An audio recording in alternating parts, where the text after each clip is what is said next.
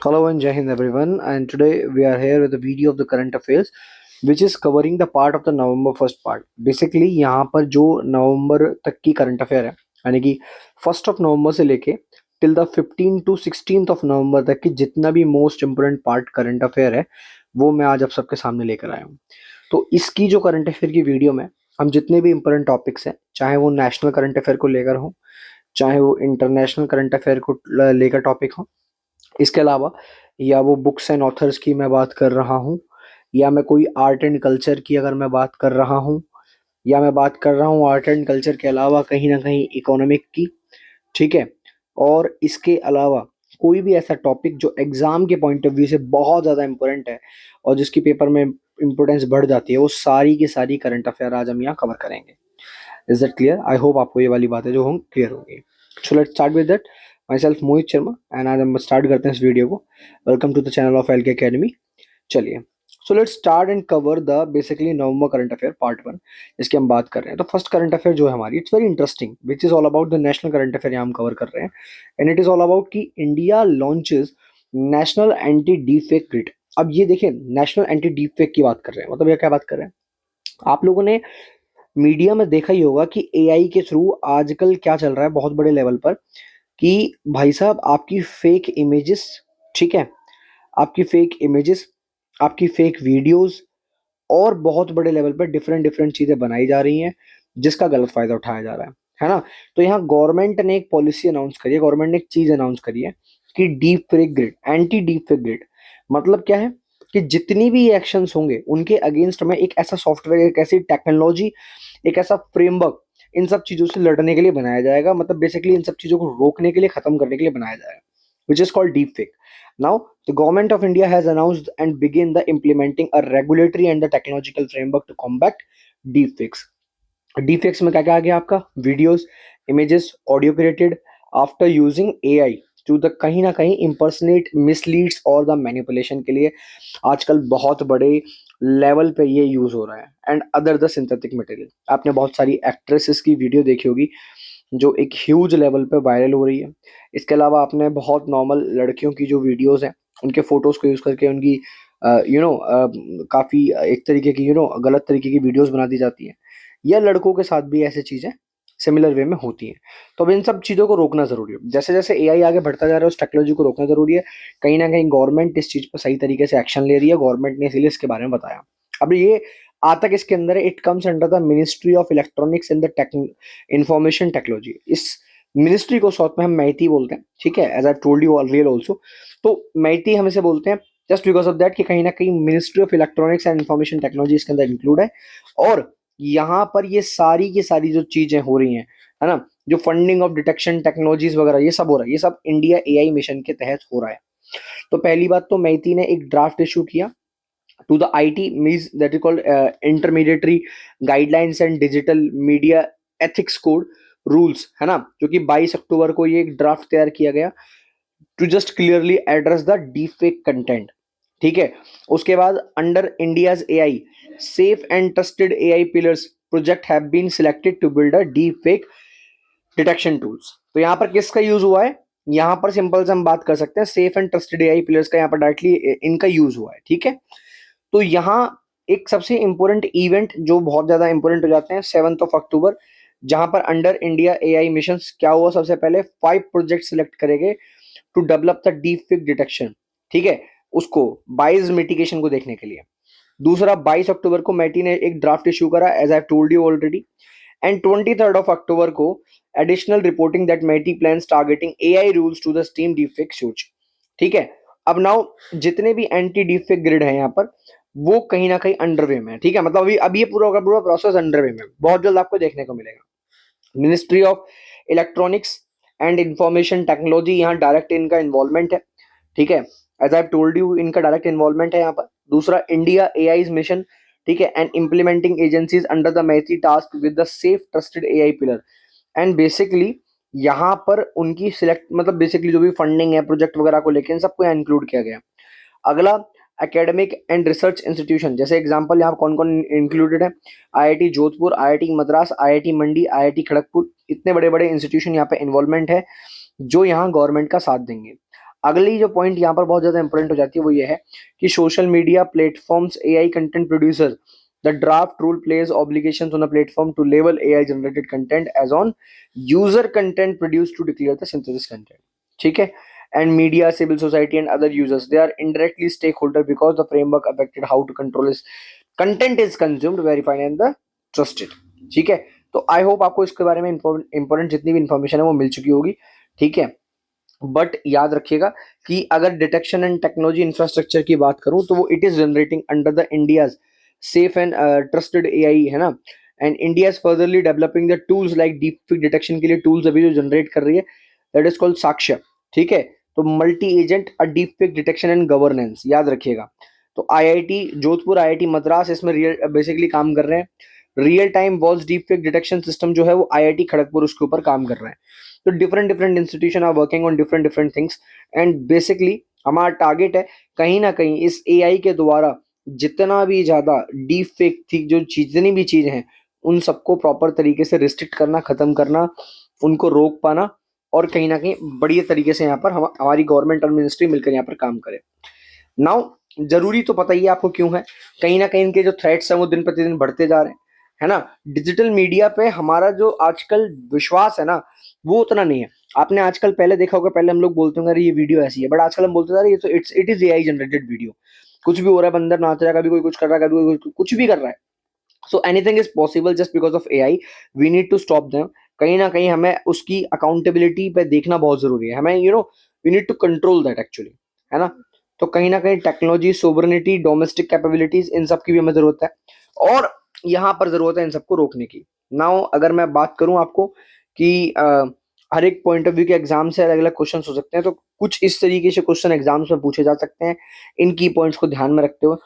एक बार आप इससे गो थ्रू कर लीजिएगा। जैसे साक्ष्य के बारे में पूछ लेगा, डीप फेक डिटेक्शन जो है वो कब तैयार किया गया है, फिर इसका मेन काम क्या है ना, या कौन सा आईआईटी खड़गपुर या इनमें से किस चीज पे काम कर रहा है, वॉइस डिटेक्शन पे काम कर रहा है वो, इस तरीके से कौन सा क्वेश्चन आ सकता है। या पूछ लेगा कौन सी मिनिस्ट्री इसमें इन्वॉल्व है, Meitei is involve in it. तो ये इस तरीके के क्वेश्चन आ सकते हैं। आई होप गाइज आपको ये बात समझ आई होगी और ये वाली बात क्लियर हुई होगी। Now move to the next current affair which is really important for exam point of view. तो हम इसके बारे में बात करें, चलिए guys. So let's discuss about COP 30। अब पहली बात तो ये कॉप 30 है क्या। सो कॉप का मतलब है कॉन्फ्रेंस ऑफ पार्टीज। अब ये conference of parties first time word use कब किया गया था, ये वर्ड यूज किया गया था 2015 में। एक्चुअल में मतलब कब, जब पेरिस एग्रीमेंट हुआ था, जब पेरिस एग्रीमेंट हुआ था, ठीक है। तो पेरिस एग्रीमेंट 2015 में साफ साफ बोला गया था कि कहीं ना कहीं क्लाइमेटिक चेंज को लेके बहुत बड़े बड़े डिसीजंस लिए गए थे, बहुत बड़ी बड़ी बातें की गई थी कि किस तरीके से हमारा क्लाइमेट इफेक्ट नहीं होना चाहिए, और वहाँ बहुत सारी बातें कही गई थी। तो बेसिकली ये कॉन्फ्रेंस ऑफ पार्टीज जो है ये इन्होंने उस टाइम पर पेरिस एग्रीमेंट, यानी कि अगर आपको कभी कुछ भी पढ़ने का टाइम ना मिले ना, एक बार जाके कॉप 15 को पढ़ लीजिएगा, जो कि आपके पेपर के पॉइंट ऑफ व्यू से बहुत ज्यादा इंपॉर्टेंट है, सबसे इंपॉर्टेंट है, क्योंकि यहाँ हुआ है Paris agreement. Now it is the 30th world meeting conference on the climate change. जिस क्लाइमेट चेंज की आज हम बात कर रहे हैं इसका डिस्कशन ही कॉप 15 में हुआ है। नाउ कॉप 15 याद रखिएगा, मैं फिर बोल रहा हूँ पेरिस एग्रीमेंट से रिलेटेड है। कॉप 15 के बारे में कुछ और इंपोर्टेंट इन्फॉर्मेशन, बिल्कुल यहाँ पर एक बॉडी बनाई गई थी। देखिए अभी तक क्या था, सब लोग मजाक में ले रहे थे जब हम क्लाइमेट को लेकर बात कर रहे थे ना, everybody is taking in just like as a joke कि कोई एक्शन नहीं लिया जाएगा, कुछ नहीं होगा। बट अब क्या हुआ, इस एग्रीमेंट में ऐसा क्या हुआ, इसमें एक बॉडी बनाई गई, ये रहा यूएनएफसीसी, ठीक है। तो यूएनएफसीसी बॉडी तैयार करी गई, यूनाइटेड नेशन फ्रेमवर्क, ठीक है, कन्वेंशन ऑन क्लाइमेट चेंज। मैं इसकी डेफिनेशन लिख देता हूं, United nation framework convention on climate change, ठीक है। तो यहां इसकी स्थापना करी गई। अब ये बॉडी क्या कर सकती है, this will take the decisions regarding climatic change condition. ये रिस्ट्रिक्ट करेगी उन सारी कंट्रीज को जिनकी वजह से नुकसान हुआ, जिनकी वजह से दिक्कत हो रही है। बेसिकली अब यहाँ पर सारी की सारी चीजें होंगी। तो कॉप 15 में बहुत सारे वादे किए गए, प्रॉमिस किए गए, रिस्ट्रिक्शन लगाने की बात करी गई। It is the body like, अब जो स्ट्रिक्ट बॉडी है, यानी कि अब ये चाहे तो उन कंट्रीज पे सेंसेशंस लगा सकती है, उन कंट्रीज पे सेंसेशंस लगा सकती है जिन कंट्रीज ने कहीं ना कहीं इनकी सारी बातें नहीं मानी है या वो फंड नहीं दे रहे हैं। अब एज यू नो दैट कि 2025 में ये कॉन्फ्रेंस हुई है and it is recently happening actually, 10 से 21 नवंबर के बीच में चल रही है। ये चल रही है बेलम, ब्राजील के अंदर। बेलम में ही क्यों? ब्राजील के बेलम में ही क्यों? ठीक है, हालांकि इसका जो नाम है ना वो यहाँ रखा गया ब्राजील, ब्राजील बेलम, ठीक है, याद रखिएगा। Amazonia, Amazonia, just because of that, क्योंकि वेलम वो इलाका है जहां अमेजोन का जंगल है। और अमेजोन के अगर मैं जंगल की बात करूं तो अमेजोन रेन फॉरेस्ट वर्ल्ड का one of the biggest rain forest, largest rain forest. तो ऐसी जगह पे जहां क्लाइमेट को, यानी कि अमेजोन जैसे फॉरेस्ट को बचाने की जरूरत है, क्योंकि कहीं ना कहीं इन्वायरमेंट को प्रोटेक्ट करने में अमेजोन फॉरेस्ट का बहुत बड़ा रोल है। इसीलिए ये प्लेस यहाँ पर डिसाइड किया गया है। रीजन क्या है, सारी कंट्रीज क्यों एक साथ आई हैं? To fight against the climatic challenges, ठीक है। अब ब्राजील, मैंने आपको बता ही दिया है क्या रीजन है ब्राजील के पीछे का। Just because of Amazon forest, the largest rain forest, है ना। आपको जब ऑफिशियल वो देखोगे ना नोटिफिकेशन में, ब्राजील ऐसे लिखा हुआ दिखाई देगा, आपको याद रखिएगा, ठीक है। Now the Amazon is very important for controlling the climating and absorbing the carbon. अब कार्बन की मैं बात क्यों कर रहा हूँ, देखिए मेरी बात ध्यान से सुनिए। This is called short wave radiation, this is called long wave radiation. तो जब मैं शॉर्ट वेव रेडिएशन की बात कर रहा हूँ और जब मैं लॉन्ग वेव रेडिएशन की बात कर रहा हूँ, तो क्या होता है यहाँ ना, यहाँ इस जगह पे यहाँ कार्बन प्रेजेंट होता है। और ये कार्बन क्या करता है, कार्बन क्या करता है, जो ये हीट टेरेस्ट्रियल रेडिएशन जब वापस जा रही होती है ना, इसको जाने नहीं देता है, इसको ट्रैप कर लेता है। जिसकी वजह से अर्थ पे क्या होता है, हीट बढ़ती है, अर्थ पे हीट बढ़ती है, अर्थ पे टेम्परेचर बढ़ता है, और इसी को बोलते हैं ग्लोबल वार्मिंग। ग्लोबल वार्मिंग, ठीक है। तो ग्लोबल वार्मिंग के पीछे का बहुत बड़ा रीजन क्या है, कार्बन। इसीलिए तो भारत जैसी कंट्रीज कार्बन को, अभी कार्बन एमिशन के पीछे लगी हुई है।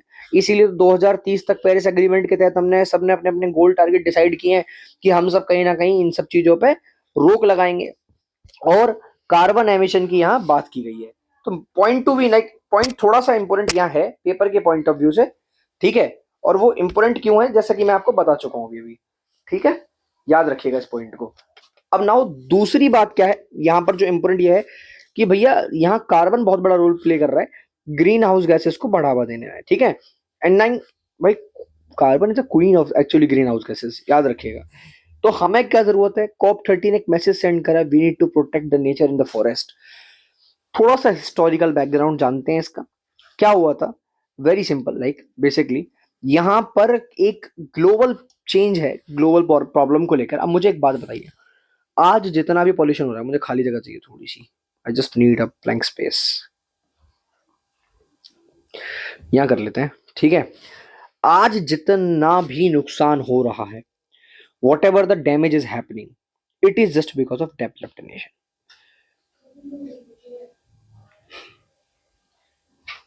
मैं गलत कह रहा हूं क्या, आप बताइए। आज जितना भी क्लाइमेटिक चेंज आ रहे हैं, जितनी भी दिक्कत हो रही है, जितनी भी प्रॉब्लम हो रही है, it is just because of developed nation. जितने भी डेवलप्ड नेशन है उनका डायरेक्ट इन्वॉल्वमेंट है यहाँ पर। तो अब डेवलप्ड नेशन में कौन कौन आ गया भाई, बहुत सारी कंट्रीज है, यूएसए वगैरह, इन बहुत सारी कंट्रीज है। केन्या जैसी कंट्रीज का इसमें क्या रोल है, जिनके यहाँ पर आज ड्रॉट, सूखा पड़ा हुआ है। जब प्रॉब्लम इन्होंने करी है तो उस प्रॉब्लम का सॉल्यूशन कौन देगा, यही लोग देंगे। तो यही है आपका क्लाइमेट फाइनेंस, इसी को बोलते हैं क्लाइमेट फाइनेंस। क्या बोलते हैं कि जितनी भी डेवलप्ड नेशन है, जितने भी डेवलप्ड नेशन है, वो डेवलपिंग नेशन को पैसा देंगे, वो डेवलपिंग नेशन को फंड देंगे to fight with climatic challenges. ये बात करी गई और यही एग्रीमेंट यहां किया गया। क्या किया गया, 2009 में इन सब ने डिसाइड किया, जितनी भी रिच कंट्रीज यानी कि डेवलप्ड कंट्रीज हैं, जिनकी वजह से प्रॉब्लम अराइज हुई है, वो 100 बिलियन पर ईयर पैसा देंगी टिल द 2000 एक्चुअली 15, 2015 तक ये वादा किया गया था प्रॉमिस करने का, बट एक्चुअल में ये पूरा नहीं किया गया, ये पूरा का पूरा पैसा नहीं दिया गया। अब कॉप 29 हुआ था बाकू में रिसेंटली 2024 में, ठीक है।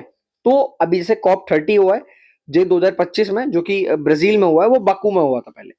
अब ये अमाउंट रेस करके इन लोगों ने बोल दिया ठीक है, अब हम, आप जैसे कि टाइम चेंज हो चुका है, we will give you 300 billion, 300 billion per year after 2025। But developing countries जो भी डेवलप कर रहे हैं, India, Brazil, Africa, African countries जो है, वो अभी बोल रहे हैं ये पैसा हमारे लिए इनफ नहीं है, we just need a big climate finance. और ये ही इशू इस टाइम पर COP30 में रेस किया गया।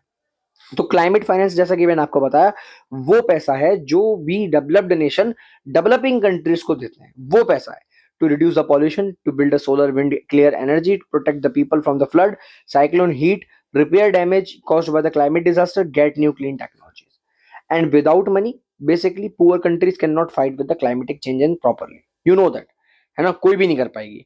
तो इंडिया की मेन प्रॉब्लम यही थी कि भैया we need big, regular and easy to access finance, and not just a loan but a grant, free money as a cheap loan. Yes, we want a free money. Loan नहीं चाहिए, हम आपका पैसा आपको लौटाएंगे नहीं, ये कमियां आपकी वजह से हुई हैं तो इनकी पूर्ति भी आप करेंगे, आप हमको एज ए ग्रांट देंगे, ऐसे आप हमको गिफ्ट देंगे, and we will not return you that amount. दूसरा, टेक्नोलॉजी पे काम किया जाना बहुत जरूरी है, like battery storage, green hydrogen, carbon capture, इन सब के ऊपर भी बहुत ध्यान देने की जरूरत है। एंड कहीं ना कहीं टेक्नोलॉजी तो सही है, पर उसके अलावा बहुत सारी चीजें जो जहां टेक्नोलॉजी हमारा नुकसान कर रही है उनको भी देखने की जरूरत है।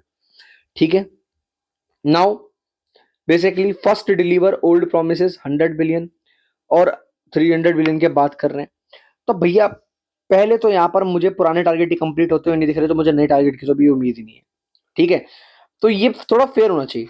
तो जो भी कंट्रीज ने जिन्होंने अर्थ को पॉल्यूटेड किया है, ठीक है, ये जो COP15 थी ना, वहां सारी बातें अर्थ को लेके हुई थी कि किस तरीके से हम अर्थ प्रोटेक्ट करें, अर्थ समिट बोल सकते हैं हम एक तरीके से इसे। तो जो भी रेस्पॉन्सिबल है इसमें, वहां पर सिर्फ डेवलप्ड नेशन है, डेवलपिंग कंट्रीज रेस्पॉन्सिबल नहीं है। तो यहाँ पर डेवलप्ड नेशन का थोड़ा बहुत बड़े लेवल पर रोल है जो हमें देखने की जरूरत है। अब कुछ की इवेंट्स है जो कि बहुत इंपॉर्टेंट है। जैसे 2009 की अगर मैं बात करूं, तो rich countries promises 100 billion year for the developing Nations, and 2020 में year of delivery, not delivered fully. ठीक है, याद रखिएगा 2020 तक अभी पूरा पैसा नहीं दिया गया। 24 में फिर 300 बिलियन तक का टारगेट सेट कर दिया। फिर 25 में बोला गया कि discussion to increase the finance further, target में रीच 1.3 ट्रिलियन पर ईयर। अभी 1.3 ट्रिलियन पर ईयर 2035 तक की बात चल रही है। एंड 11th ऑफ नवंबर 2025 में India strongly speaks at COP30, climate finance is essential, technology is a right. याद रखिएगा। Now basically why India is emphasising climate finance, क्यों कर रही है? Because India faces floods, heat wave, cyclone and drought.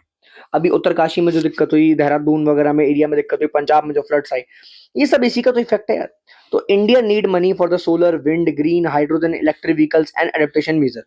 Without support India can not meet the global climatic target and the project its people. कहीं ना कहीं ये वाली बात है भाई, जो पॉसिबल ही नहीं है हमारे लिए कर पाना। ठीक है, तो we just need to target that, कहीं ना कहीं इन सब चीजों को ध्यान में रखते हुए ही बात की जाएगी।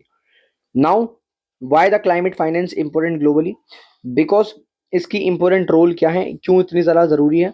Because poor countries can not control climate change without money, simple सी बात है। दूसरा, rich countries have more responsibilities because उन्होंने ये सारा क्योस क्रिएट किया है। ये जितना भी क्योस क्रिएट किया ना, it has been created from the developed nation only.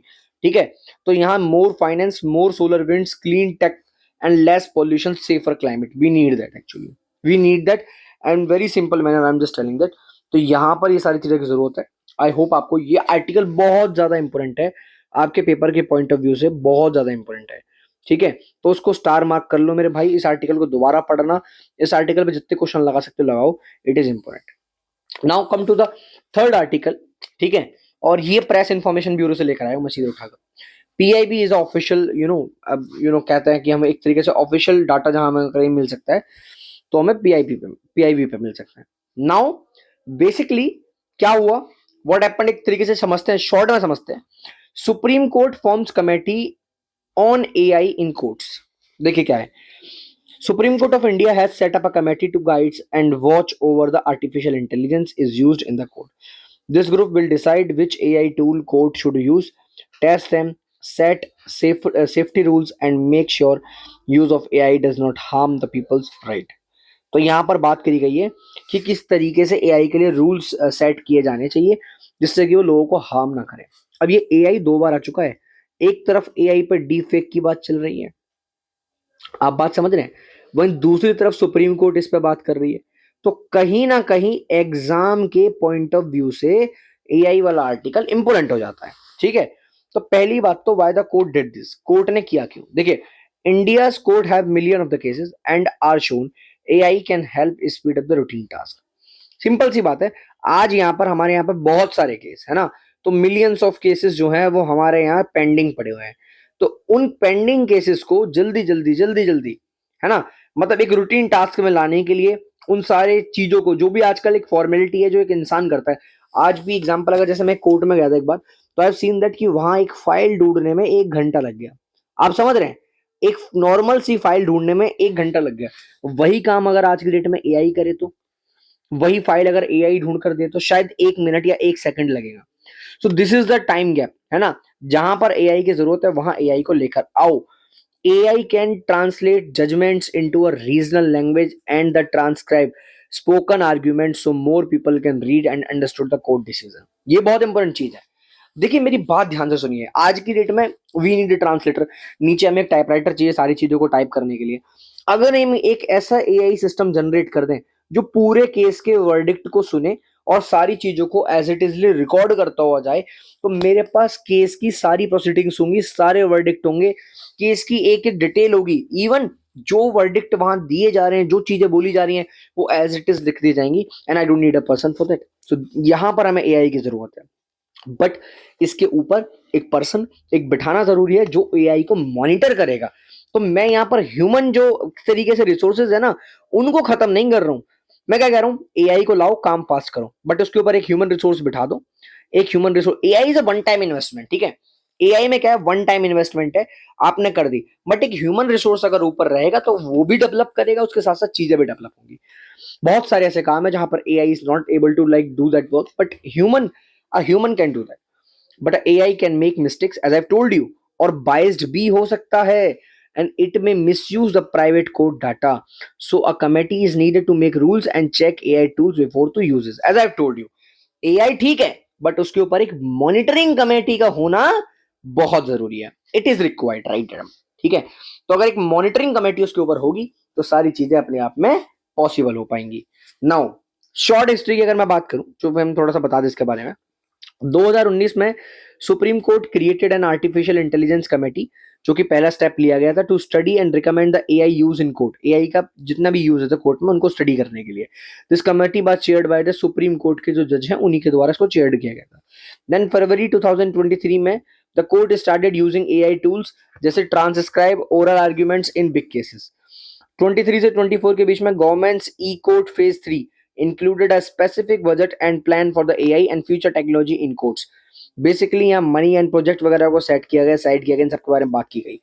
24 से 25 के बीच में क्या हुआ, the court form a specific AI assistant legal translation advisory committee to monitor translation of important judgement into many Indian language. Thousand of judgement have been already been translated and made available online, and this has been done, जहां पर सारे काम हुए। Now who are the members? देखिए मेरी बात, the committee is headed by the जज of the Supreme Court, as I told you. आपका होमवर्क है कौन थे वो सुप्रीम कोर्ट के जज जिन्होंने इसको हैंडल किया था। Earlier AI work in the court was lead by the senior जजेस, ठीक है। Now it will include court official, technical expert, IT, NIC और एकेडमिक एक्सपर्ट यहाँ बैठेंगे। People who know the legal and the ethical issues, वो भी यहाँ पर बैठेंगे और उसको लीड करेंगे। The court also works with bodies like National Information Center (NIC) for technical help के लिए यहाँ पर बैठेगी। Now what the committee will do? Committee यहाँ पर क्या करेगी, एक बार ध्यान से समझते हैं। सबसे पहले select safe AI tool, check with the AI programs can be used for the translation, transcription and the case management। फिर वो क्या करेगी, टेस्ट करेगी इन टूल्स को बहुत ही केयरफुली, जहां पर देखेगी कि क्या इनकी एक्यूरेसी आ रही है या ये बायस्ड है और एरर बेस्ड यहाँ पर जो भी चीजें हो पा रही हैं। Now set rules and standard, जो भी ऊपर का जो भी काम किया गया उसके हिसाब से clear rules on privacy, transparency, इन सब को लेकर कि एआई क्या इस चीज के लिए, मतलब अगर कल को कुछ भी होता है, अगर एआई गलत होता है, कोई भी दिक्कत होती है, तो क्या जो बंदा इनको मॉनिटर कर रहा है वो इसके लिए रेस्पॉन्सिबल होगा, या there is a some other person who is responsible for that. तो इन सब चीजों को भी यहां पर देखा जाएगा। दूसरा, monitor ongoing cases, keep watching AI system and stop them if they cause a problem. कहीं ना कहीं यहाँ पर जितने भी ऑनगोइंग केसेस हैं उनको लगातार कंटिन्यूसली मॉनिटर करना भी बहुत जरूरी है. And it is also important for the public result. Put translated judgement transcription and reported online so people can access them. जितने भी लोग हैं उनको देख पाए, उनको एसेस कर पाए. यहाँ इसका होना भी बहुत ज्यादा जरूरी है. Now real example of AI use in court अगर मैं बात करूं तो सबसे बड़ी एग्जांपल की बात क्या है तो ट्रांसलेशन की बात है. Supreme Court judgement are being converted from English into the 18 languages. ठीक है, Hindi, Tamil, Marathi, Oriya etcetera using AI tools. These are available on the e square. ठीक है, e-scar portal and thousands of judgment have been already been translated. तो कहीं ना कहीं AI अपना बड़े लेवल पर काम करके दिखा रहा है and it is being successful as a basically translator. ठीक है, नाउ ट्रांसक्रिप्शन की अगर मैं बात करूं, in big constitutional bench hearing AI is used to turn spoken words into text. ठीक है, जो भी बोले जा रहे हैं, जो भी वर्डिक्ट बोले जा रहे हैं उनको टेक्स्ट में कन्वर्ट कर रहा है so everyone can read what was said. And it also helps in the case management help. AI can spot missing papers or help organize case files. This is the part of e-court phase 3 plans. As I've told you, तीनों plan मैंने तुमको दिखाए, तीनों चीजें मैंने तुमको बताई जो कितनी ज्यादा इंपॉर्टेंट रोल प्ले कर रही है यहाँ पर किसी भी चीज को लेते हुए, ध्यान में रखते हुए. Now one of the most important factor कि भैया क्या क्या चीजें जो एग्जाम के लोग ध्यान में रखनी है. एआई कमेटी के बारे में ध्यान में रखनी है, 2019 में बनी. ट्रांसलेट और ट्रांसक्राइब दोनों के बीच में फर्क है ना. ट्रांसक्राइब अलग है, ट्रांसलेट अलग है. यहां पर जो भी ऑडियो वाली चीजें हो रही हैं, ठीक है, उनको टेक्स्ट में कन्वर्ट किया जा रहा है और यहां पर टेक्स्ट को कहीं ना कहीं ट्रांसलेट करके अदर लैंग्वेज में कन्वर्ट किया जा रहा है. और ई कोड फेज 3 आप जानते ही हैं, कहीं ना कहीं फाइल्स वगैरह को मैनेज करना, जितनी भी एडवांस टेक्नोलॉजीज को यूज करते हैं यहाँ पर काम करना. बेनिफिट्स तो आपको पता ही है इसके क्या है. Faster court work in fewer delays, judgement available in many languages, people अपनी अपनी लैंग्वेज में उसको समझ सकते हैं और बेटर कोर्ट रिकॉर्ड होगा ऑडियो टेक्स्ट एंड उन चीजों को मिलाते हुए. ठीक है, प्रॉब्लम क्या है, कभी कभी रॉन्ग रिजल्ट आ सकते हैं, बायस हो सकता है, प्राइवेसी का कंसर्न है एंड ओवर रिलायंस. ज्यादा हम एआई पे रिलायंस कर रहे हैं. आई होप गाइज आपको ये वाला टॉपिक भी अच्छे से क्लियर हो चुका होगा और इसमें कोई भी डाउट नहीं होगा. ठीक है, चलिए स्टार्ट करते हैं next topic. So it's the fourth current affair and one of the most important current affair of the November month. Actually, India at the Asian Archery Championship 2025. अब ये इंटरेस्टिंग है क्योंकि स्पोर्ट्स पे क्वेश्चन आने के chances बहुत ज़्यादा होते हैं. एंड द 24th एशियन जो बेसिकली आर्चरी चैंपियनशिप हुई है, एशियन चैंपियनशिप, जो कि ढाका में हेल्ड हुई है बांग्लादेश में 8 से 14 ऑफ नवंबर के बीच में, उसको हम यहाँ कवर करेंगे. So on 14 of November 2025 India has a huge day because Indian archery won multiple gold medal in the both. ठीक है, तो रिकर्व और कंपाउंड्स बेसिकली इवेंट्स में दोनों में ही historic man recurve, team gold and individual recurve golds हमको यहाँ मिले हुए हैं. नाउ बात करते हैं उसके बारे में. ठीक है, चलिए, who won that actually. So basically Ankita Bhakat, the women's recurve individual gold, beat the South Korean नाम. ठीक है, अब बेसिकली जो साउथ कोरियन प्लेयर है यहाँ पर, ठीक है, नाम से होनी, उनको 7-3 से हराकर फाइनल्स में. This was a big win by basically, है ना. सो नाम is an old silver medallist जिनको अंकिता भगत ने यहाँ पर हरा दिया है and it is a huge win for the Bharat. नाउ अगर मैं धीरज की बात करूं तो मैन रिकर्व इंडिविजुअल गोल्ड की मैं यहाँ बात कर रहा हूँ. He beats actually Rahul Indian fellow हैं एक्चुअली, राहुल को ही बेसिकली इन्होंने फाइनल्स में हराया 1-2 की जीत से और यहां पर इन्होंने मेडल जीता. दूसरा, अगर मैं एक बात करूं, दूसरे सबसे इंपॉर्टेंट बात करूं तो मैन रिकर्व टीम की जो बात करूं गोल्ड में यहाँ पे अटनु दास. ठीक है, एंड सबसे इंपॉर्टेंट चीज, Yashdeep Bhoge and the Rahul Pawariya, the trio beat the South Korea को हराया 5-4 से आफ्टर अ शूट ऑफ, है ना. तो नेल बीटिंग फिनिश में इन्होंने इसको हराया और ये हिस्टोरिक जीत है भारतीय टीम के लिए अपने आप में गोल्ड को लेके. So these are the like compounds for example, जैसे Jyoti Shukla Verma and the Indian compound squad won the multiple gold medals. तो यहाँ पर भारत के लिए अपने आप में इतने बड़े लेवल पर गोल्ड मेडल, सिल्वर मेडल्स लाना अपने आप में एक बहुत बड़ी जीत है, एक बहुत बड़ी हिस्टोरिकल जीत है. एक सबसे चीज स्पेशल क्या है कि जो मैन रिकर्व टीम है गोल्ड जीती है वो 18 साल के बाद. India last won a gold medal recurve team as an basically Asian championship में 2007 में.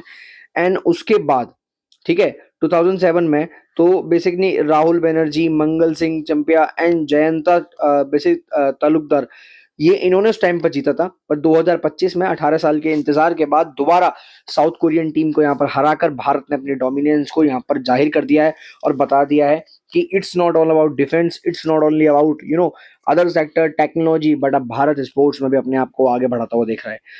Beat Korea in the finals. South Korea is an archery powerhouse, actually it is, है ना, ये सच में बात सच है। And beating them in finals अपने आप में एक चैलेंज है। तो यहाँ पर बहुत बड़ी जीत यहाँ पर हमने एक तरीके से घोषित की है। छोटी मोटी डिटेल्स आपको पता ही है, मैच एंड हुआ था 4-4 पॉइंट से सेट पॉइंट किया, देन उसके बाद शूट ऑफ हुआ दोनों टीम्स का, shot 29 in the tie break, and India won because of the one of the India's arrow Rahul's was the closest to the center, and that was very close. This is the like कि जब shoot of हुआ, shoot of आप जानते हो ना, समझते हो कि दोनों के बीच में टाई हुआ, फिर एंड में एक शूट ऑफ हुआ, जिसका भी सेंटर के पास जो एरो ज्यादा होगा वही यहाँ पर जीतेगा। और अंकिता के फाइनल की तो भाई यहाँ पे क्या ही बात करें, 5 पॉइंट से, ठीक है, मतलब सॉरी 4 पॉइंट से यहाँ पर जीत पाई है। So it's a 5 set match against an Olympic medallist, already Olympic medallist के अगेंस्ट। तो यहाँ पर दिखाया कि strong nerves and the consistency कहीं ना कहीं भारत को लेके, ठीक है ना। ओवरऑल परफॉर्मेंस की अगर हम बात करें, यहाँ पर ओवरऑल रिपोर्ट क्या बताती है, 10 मेडल हमको यहाँ मिले हैं, 6 गोल्ड मेडल है, 3 सिल्वर मेडल है, 1 ब्रॉन्ज मेडल है, टोटल 10 मेडल हमको यहाँ पर मिले हैं एशियन आर्चरी चैंपियनशिप में। भारत के लिए ह्यूज, एक्चुअली मैं सच बताऊं तो आर्चरी हम जब से करते हुए आ रहे हैं तब से बहुत ज्यादा इंपॉर्टेंट है हमारे। Now little historical background, before 2000 Asian archery was a typically dominated by the Koreans, Chinese and east Asian countries, because इनका कहीं ना कहीं स्पोर्ट्स में बहुत बड़े लेवल पे ध्यान था, हमारे यहाँ पर कोई इतना ध्यान देने वाला था नहीं। बट 2007 में India last won the medals, ठीक है, जहाँ के मैंने आपको बताया राहुल बनर्जी मंगल के बारे में और जयंता के बारे में।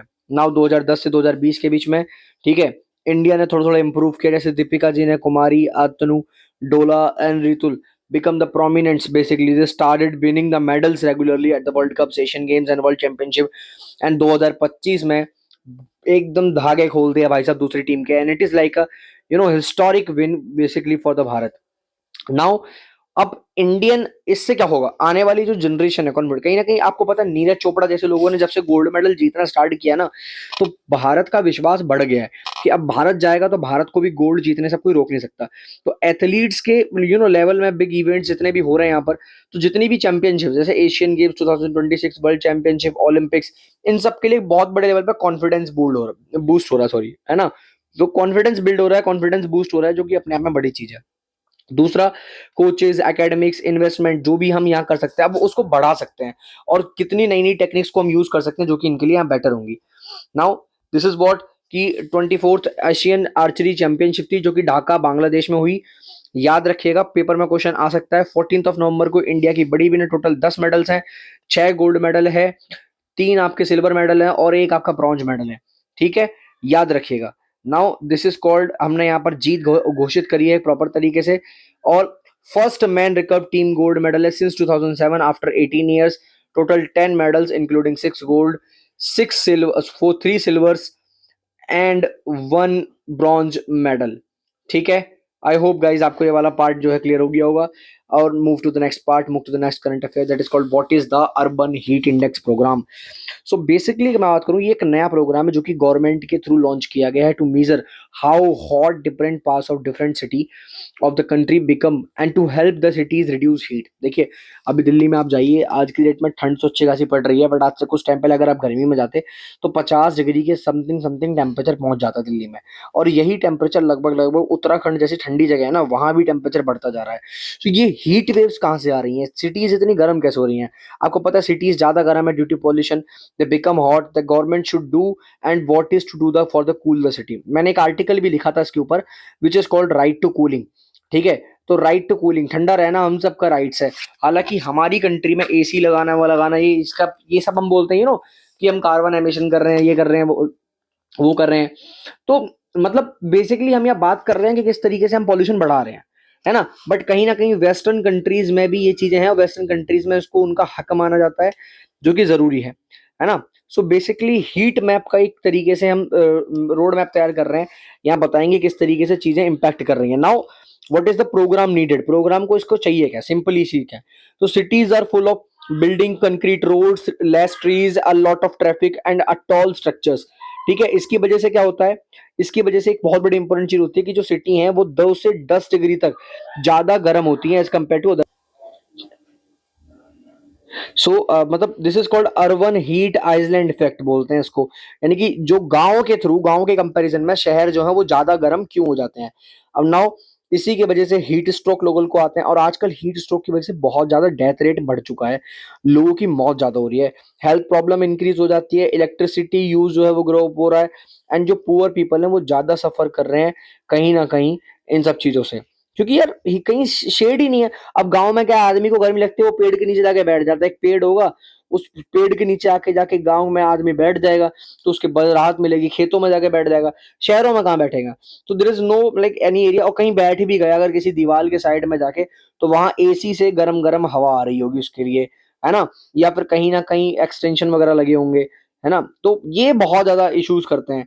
तो भैया ये चीजें हैं, थोड़ा सा दिक्कत है। नाउ कोई बात नहीं है, लेट्स डिस्कस अबाउट दैट किस तरीके से हम इसको कंट्रोल कर सकते हैं। तो हीट को ट्रैक करना और उसको रिड्यूस करना, दोनों ही यहाँ पर सरकार ने टारगेट बनाए हैं। तो स्टार्ट कब हुआ, 2024 से 25 के बीच में द सेंट्रल गवर्नमेंट यानी कि ministry of housing and urban affairs began the developing the urban heat index system to help the cities to fight the rising temperature. अब ये प्रोग्राम हेल्प कैसे करेगा, यूजिंग सैटेलाइट। मतलब पहले तो क्या करेंगे, सिटियों का टेम्परेचर मेजर करेंगे satellite maps, GIS, weather sensors के थ्रू, और पता करेंगे। फिर देखेंगे किस एरिया में कितना, कौन सा एरिया हाई हीटेड है, कौन सा मीडियम हीटेड है, कौन सा लो हीटेड है। जैसे अगर मैं बात करूं मेट्रो सिटीज लाइक दिल्ली की, तो वो ज्यादा हीटेड है।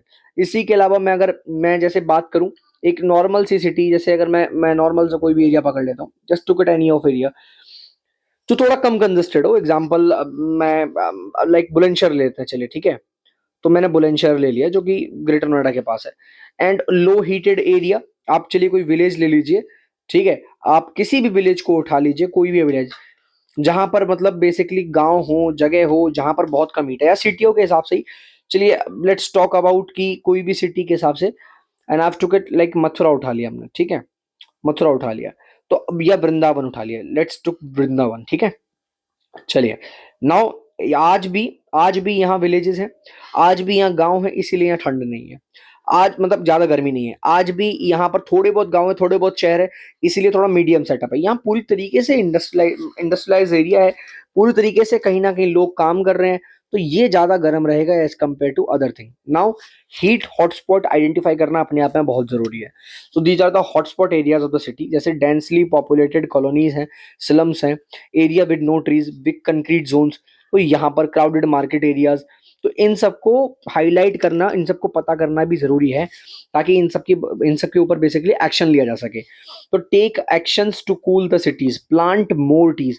अब ग्रेटर नोएडा में इतनी ज्यादा गर्मी क्यों नहीं रहती है as compare to Delhi, reason बताऊं। आप कभी ग्रेटर नोएडा में आओ, ग्रेटर नोएडा में एक बहुत बड़ा रोड ये जा रहा है, एक बहुत बड़ा रोड ये जा रहा है, और बीच में दोनों रोडों का कम से कम आधा हिस्सा, इतना हिस्सा, यहाँ पूरे डिवाइडर पे ट्रीज प्लांट किए गए हैं। इतने ट्रीज तो गांव में नहीं दिखेंगे, इस डिवाइडर के साइड में अगेन दोबारा यहाँ पर ट्रीज प्लांट किए गए हैं, और यहाँ दोबारा इस साइड में भी, यहाँ पर भी ट्रीज प्लांट किए गए हैं।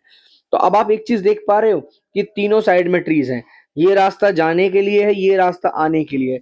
इतना ब्रॉड एरिया है, you will not able to imagine कि भैया सर इतना ही स्पेस होता है क्या।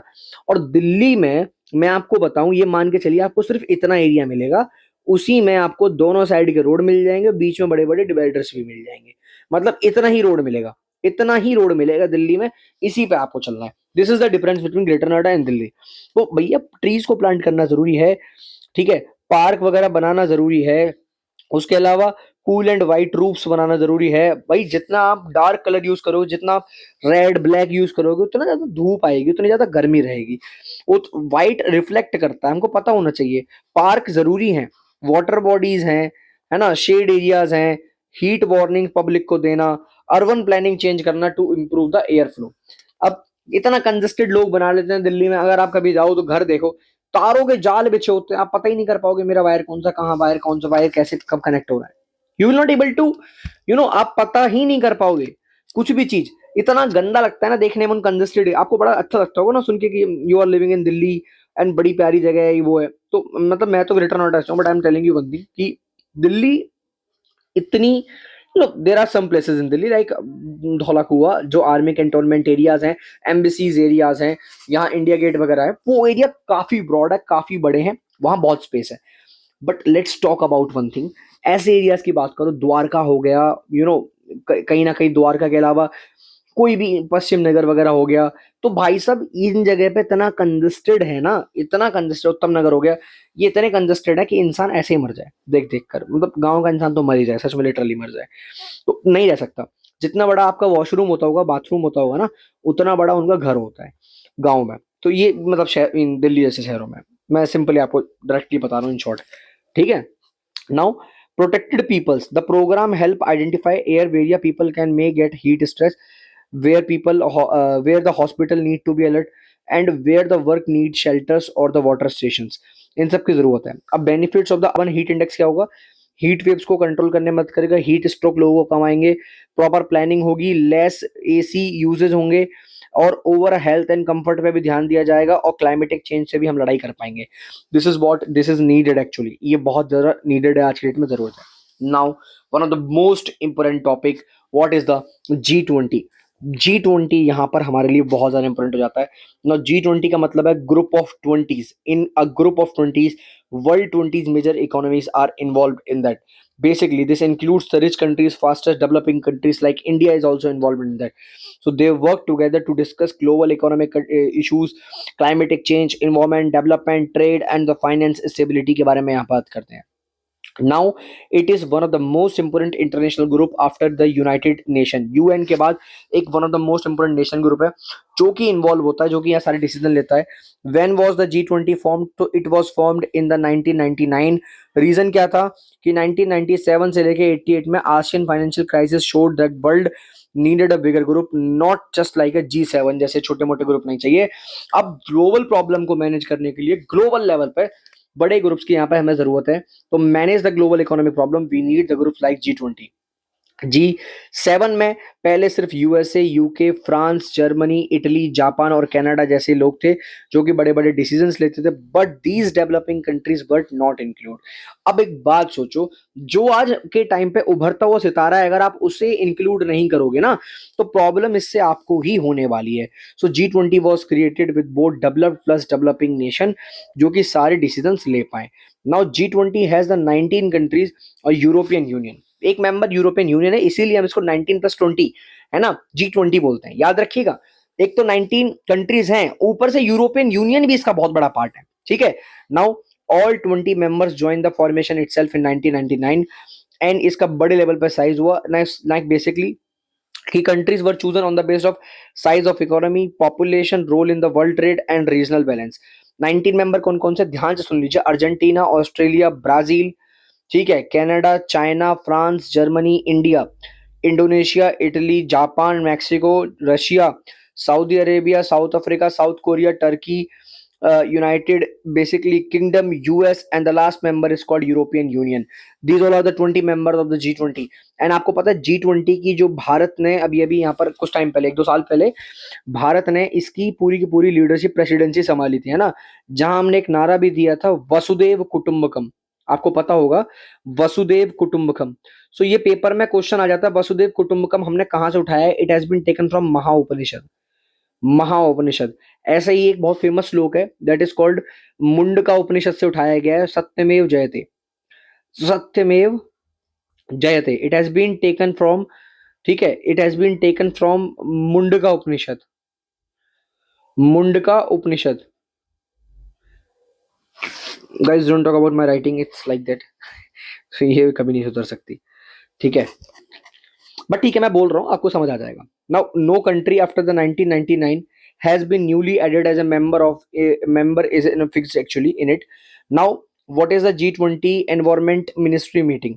तो यहाँ पर basically environment ministers from all 20, है ना, यहाँ डिस्कशन चल रहा है, जैसे climate change, cutting pollution, water conservation, wild life protection, renewable energy, sustainable cities, water waste management, forest protection and the green growth policies.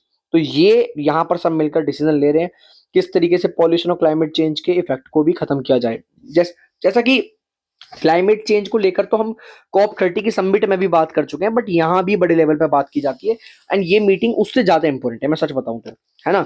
Now G20 countries produce 80% of the world population यहाँ पर included है। They have the money, technology, power to fight the climate change and decisions taken here to be as a big global impact, as I have told you, उसका सच में बड़ा बहुत बड़े level पे ग्लोबल इम्पैक्ट होता है। नाउ इन्वायरमेंट मिनिस्टर्स जो हैं डिस्कस करते हैं यहाँ पर क्लाइमेट चेंज के बारे में, किस तरीके से पेरिस एग्रीमेंट के गोल्स को कंप्लीट कर सकें। भारत क्या बोलता है, 2030 तक हम पेरिस एग्रीमेंट के गोल को अचीव, मतलब बेसिकली सॉरी अचीव कर लेंगे, यानी कि कहीं ना कहीं कार्बन एमिशन को हम अचीव कर लेंगे, उसको वो होने से बचा दें, खत्म कर देंगे पूरी तरीके से। और हम पूरी तरीके से 50% तक रिलाई करेंगे renewable energy, non renewable resources को छोड़ के, ठीक है, ये बात करी गई है। तो रिन्यूएबल एनर्जी की बात करी गई है, सोलर इलेक्ट्रिसिटी जनरेट करेंगे रिन्यूएबल एनर्जी से 50%, wind, hydrogen, green transport, natural protection की बात करेगी, फॉरेस्ट, वेटलैंड, अब इनके लिए क्या किया जाता है, रामसर साइट्स बनाई जाती हैं, वेटलैंड एरियाज यूनेस्को के थ्रू घोषित किए जाते हैं। नाउ पॉल्यूशन रिडक्शन की बात करी गई है, air pollution, plastic pollution, waste management system, और जैसे क्लाइमेट फाइनेंस की बात करी गई है, जहां पर डेवलप्ड नेशन क्या करते हैं, डेवलपिंग कंट्रीज को पैसा देते हैं फोकस करने के लिए। नाउ इंडियाज रोल क्या है इसमें, G20 की मीटिंग में India focuses on climate justice. Rich countries must support developing countries. Green hydrogen, solar energy, international solar alliances, mission life, lifestyle for environment, sustainable cities, biodiversity and forest restoration, and reducing plastic pollution. तो भारत का role तो बहुत बड़े level पे है ही इसमें, क्योंकि we are taking participate into that. Now development and environment must go together, this should be done. तो कुछ इंपॉर्टेंट चीजें जो आप याद रखेंगे पेपर के पॉइंट ऑफ व्यू से, 1999 में G20 क्रिएट हुआ, ठीक है, एशियन फाइनेंशियल क्राइसिस के लिए। 2008 में ग्लोबल रिसेशन आया था बहुत बड़े लेवल पे, तो G20 ने बहुत बड़े लेवल पे इन सब यहाँ पे इंपॉर्टेंट डिसीजन लिए थे।